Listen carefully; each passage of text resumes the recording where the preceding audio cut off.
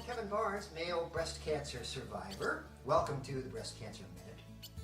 Here in the high desert of Arizona, where I live, our fall season is drawing to a close with the annual tradition of inviting the tranquility and the restfulness of winter to gently sweep over our state.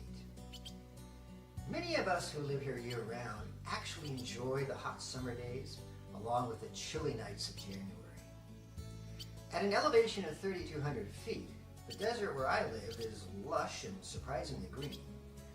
And we've learned to adapt to our weather and the patterns that give our lives a sort of symmetry here. You know, I'm more aware of my breast cancer in the summer, and that's because I tend to do more things inside. Write essays, compose music, read and research on the internet, and so I sit and I feel. And so I'm mindful of my own body, including my numb and sometimes distracting mastectomy scar. But you know, I have little to complain about with stage 1, grade 3 male breast cancer. But there are certainly times when my limited range of motion, or the lack of feeling under my arm, or the disfigurement of my chest becomes a little more troublesome.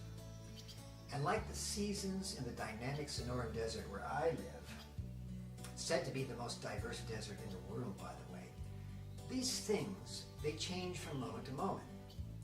Now, if you've never experienced a true monsoon storm, it's not surprising, because they're mostly occurring in Asia and Australia, West Africa, and here in my home in the southwestern United States, and sometimes in Mexico too.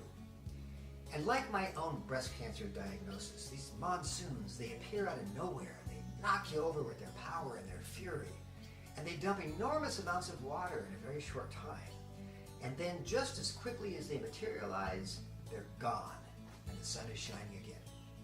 So why does this remind me of our ongoing journey and the perils of breast cancer? Well, the only thing predictable about cancer seems to be its very unpredictability.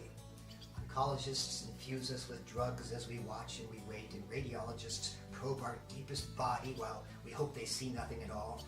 Every blood draw has the potential to create a metastatic monsoon in our lives. It's a heck of a way to live, but that's what we as cancer survivors have learned to do, much in the same way that humankind has adapted to live in the deserts of the world, only to find some real opportunity in that hardship.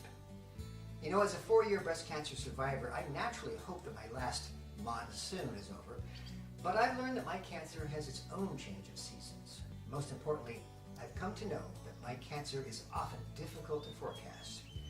Indeed, the cycle of cancer is as unpredictable as the weather. And that is exactly why I always keep my umbrella handy. I'm Kevin Barnes from Toronto.